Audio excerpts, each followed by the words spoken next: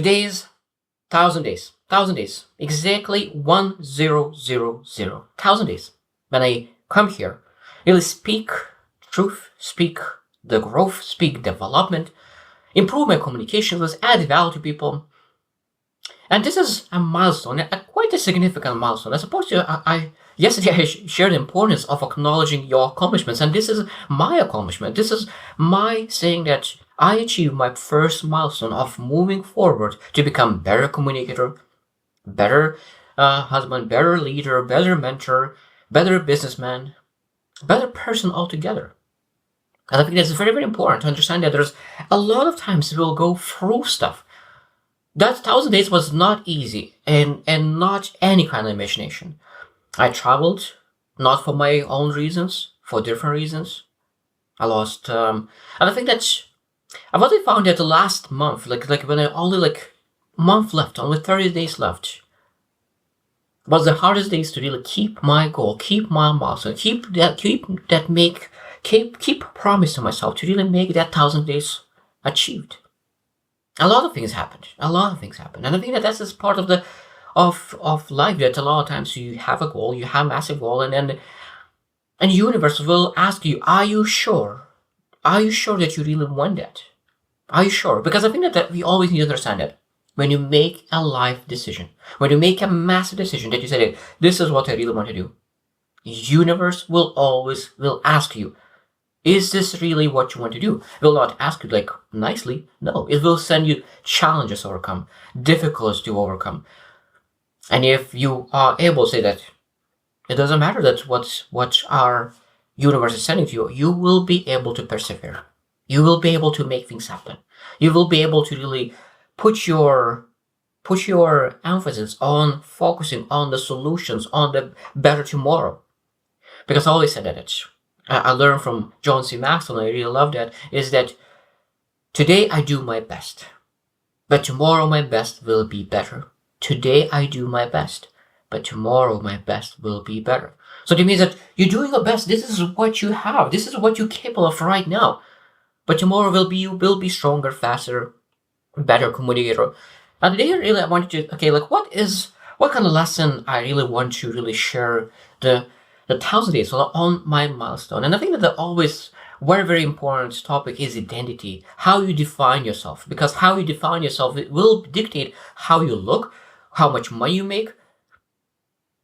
Because a lot of times how we define words, how we define ourselves, how we define situations, how we see things will dictate what kind of decisions and actions do we take. So we need to be very careful in what way we define things, and especially ourselves, because, as I said, our definition of ourselves, our identity, will dictate what kind of actions and execution do we do. So number one is that a lot of times when we really, I will share more about all the mistakes. What kind of mistakes do we do when we identify ourselves? Number one mistake is over-identification with roles. So that means that maybe, so I'm accountant. So who are you? I'm accountant.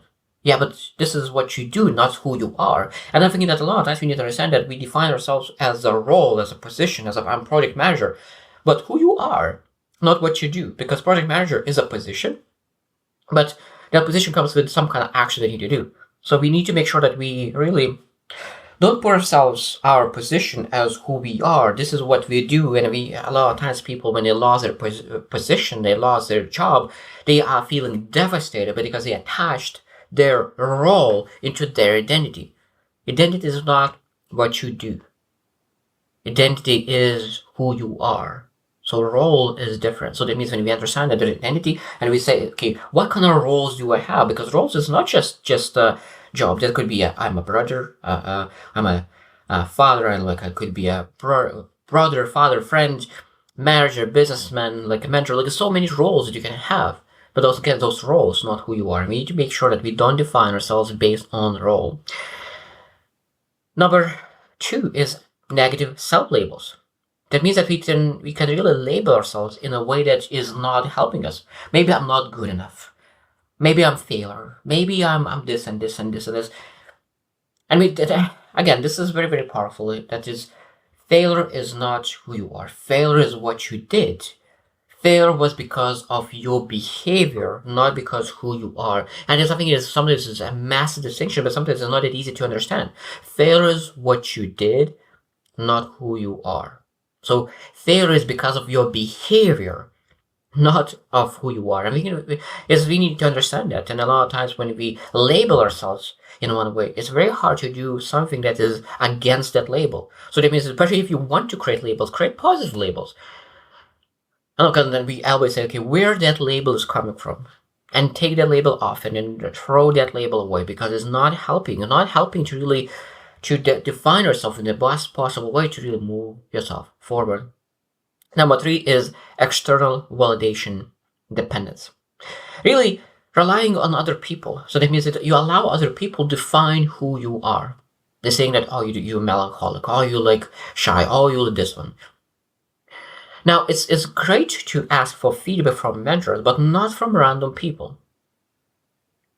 And of course, some mentors could be dangerous. Well, you need to be very credible. But again, we need to be very, very careful what we listen to, because we're not supposed to depend on other people. Because I always say, I know who I am. I will not allow other people who do not understand who I am dictate and see the way how they see it. It's important sometimes. But sometimes when you are at the lowest, when you're not performing at your best, when you have a bad day, now they see you in that day when you're performing at the worst, and now they say, okay, this is the way. No, this is how I acted that one day. This is how I acted that month. This is how I acted those 3 months when I was the lowest my point in my life. But when I'm at my best, I told a different person. So don't allow someone who have seen you at your worst dictate who you are, because this is not who you are. This is how you behaved at some point in life. It's very, very important. Now, of course, some people could see that you perform at your best, and they saw that at your best, and now not performing at your best, and they say, why are you acting this way? You know that you're not that kind of person. So external validation could be positive if they just turning to your positivity rather than saying that, no, you don't jump too high. Number 4 is ignoring strengths and talents. That means that a lot of times we're ignoring our abilities, our strengths, our talents. And a lot of times we ignore that because we don't implement those, don't take action on those. We don't say, okay, let's develop them, let's grow, let's improve, let's experience, let's challenge. Because when you do that, you say, okay, I'm very strong at it. And it's very interesting with strengths, because a lot of times your strength is simple for you. Your strength is simple for you. And because it's simple for you, don't see the value in it. A lot of times strengths could be seen by other people, and a lot of times we need to bring other people, say that, what do you feel I'm good at? And they say, okay, I think that you're good at this one. Because weaknesses we're able to see very, very easily. Ourselves, we see weaknesses very, very easily. Strengths sometimes is much more difficult to see, but it's very important because we need to focus on strengths, not on weaknesses. We need to focus on strengths because we are, again, this is a learn from John C. Maxwell, we are weak in our weaknesses. That's why we need to focus on strengths, because we are strong at our strengths. And if we want to become experts, we need to focus on strengths. And like, again, this is definition of ourselves, is when you focus on strengths and you are strong in those, you will see yourself success because you're getting results. If you focus on weaknesses, you don't get any results. You potentially could see yourself as a not successful person. Number 5 is fixed mindsets. That means the definition of yourself could be changed. Who you are could be changed. Because you say, this is who I am right now, this is who I want to be. And because if you have fixed mindset, you will think that this is who you are and there is no future. This is who you will be for the rest of your life. No, this is just that right now. We need to focus on the standard that, okay, we need to focus on who we want to become. What kind of person you want to become? Who is that person who said is waiting for you? Who is that person that you admire so deeply, that future you? And really asking, what kind of actions do you need to take that this person could really become this person? That's why it's very, very important to have the self-reflection, awareness that you could really become in that future you. And of course, fixed mindset will stop that, and we need to have that open mindset. Number 6 is comparison with others. This is not very healthy to really compare who you are with others. Because if you compare with others, is that a lot of times we compare with others in a comparison that we're comparing apples with pears. Apples with pears. That means one person has total different vision. and total different pathway and total everything, and you're comparing yourself with other person, because some people are growing very fast but they have very, very low ceiling. Some people were growing very slow but they have no ceiling at all. And if you're comparing yourself with a person who has very low ceiling but they achieved that ceiling very fast and you are still here, you will say, oh, I'm failing because this person already making so much money, but I'm failing. No, the kind of thing that the business owners always understand, that they are able to be at a short term lower than someone else, but they know that they have compound effect, and of course they will bypass so many people, and people will say that the overnight success happens in 10 years, 15 years, 20 years. There's a lot of different stories where people are becoming overnight success in 17 years and in 30 years. And it's very, very important to understand that we're not supposed to compare ourselves with other people, because it's very dangerous, because we can start taking actions as they take. And of course, that will take us away from who we want to become and who we're supposed to become. Number 7 is past mistakes. Again, a lot of times we define ourselves based on the past. But I always say that we should base ourselves, we say that this is who I want to become. So we isn't supposed to make decisions based on who you will be, who you want to become. That's the most important part. It means that you base decisions on who you will become as soon as possible. Sometimes fake it until you make it. But you don't fake it, because you already want to be that person, and you make that courageous, bold actions. You speak with confidence. Maybe you take some action that you think that you are not capable of, but you will be when you take action. Because a lot of times, if you want to get energy, you need to give energy. If you want to get courage, you need to give courage. If you want to get confidence, you need to give confidence. So that a lot of times we need to do something without it. And that's why I think that is one of the most powerful lessons in life. First time when you do something, most likely you will need to do it without the thing that you need. A lot of times business owners, that's where they don't have any money, but they start a business without the money. They're able to find the money, they get the resources, and they get a lot of money. So you start without the money. Some people start without the courage, but after that they implement their courage and they have massive amount of courage. So we need to understand that past mistakes will not define you, because past mistakes was the past, and we need to always look into the future. Number 8 is overgeneralization. So there is literally making those broad statements that is not helping you. Oh, like, this is how we look like. Oh, this is my family. This is my country. This is my upbringing. This is how I am. This is just my my even like weight loss. Like, this is my bones are big. No, this is this helping you or not? I think that always is when we generalize, we say that, is this helping me? If not, what I'm able to do to really to remove the generalization, or what I'm able to do to win with the cards that I held out, because you're not able to change your cards, but what you're able to do with those cards that you have. And overgeneralization doesn't help at all. We need to understand that those generalizations are limiting you from really making bold actions, and take away those old generalizations that really take saying, I know that I can make things happen, and I will do no matter what. I will find the resources to make things happen. Number 9 is avoiding self-reflection. That could be a little bit scary. That means that you have a massive, massive goal. You have that vision of yourself that you're like a strong individual that is like capable of so many different things. And it could be that now you need to reflect and understand where you are. And you are still quite a weak person at the moment. It's quite scary. It could be like there's still a big gap between that and that massive person you want to become and this person. So like reflection could be a scary thing to do. Understanding where you actually are with your skill sets, with your knowledge, with your wisdom, with your courage, with your confidence, with all those things. But we need to understand, without reflection, there is no chance to get to that person that you want to be. No chance. So the sooner you overcome the fear of reflection and not avoid it, and really sit down on your butt, or have a pen and paper, and maybe even journal. It doesn't matter how you reflect. You may maybe journal, put your thoughts on a paper, maybe really sit down in some kind of chair and really think it through and reflect. But this is essential. I truly believe this. Reflecting and thinking is essential to achieve the best version of you. And the number 10, last one, that I think that is people that make mistakes, is ignore their core values.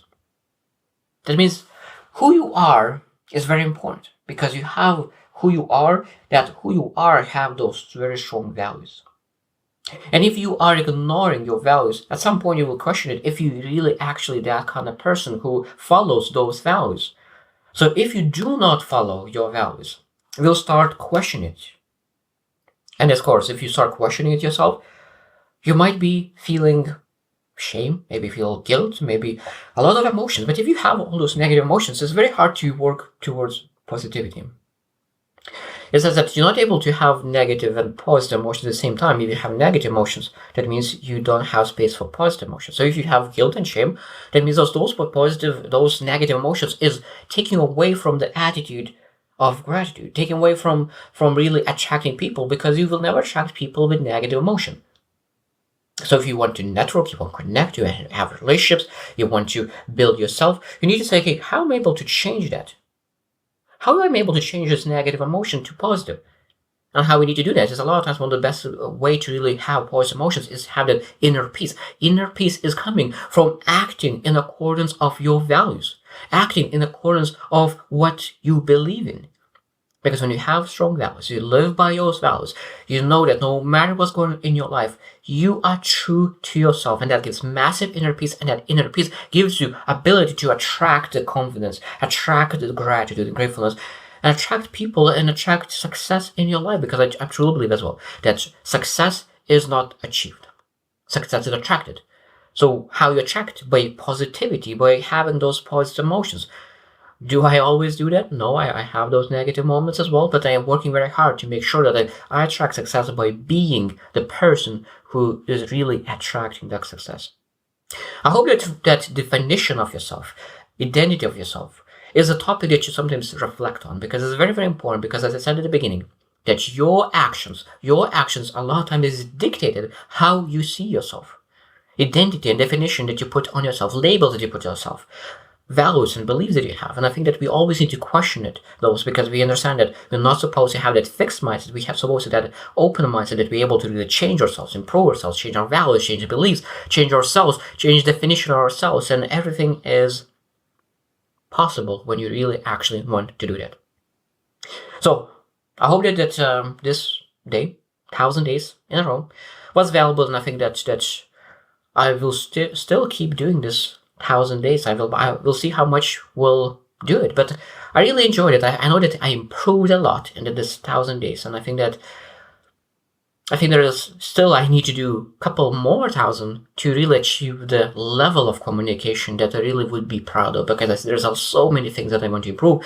But again, I define myself as a communicator. I define myself as a person who grows and improves. I define myself as a long-term improver. I'm defining myself as a fighter and who keeps moving forward. So I hope you choose to win, and see you tomorrow.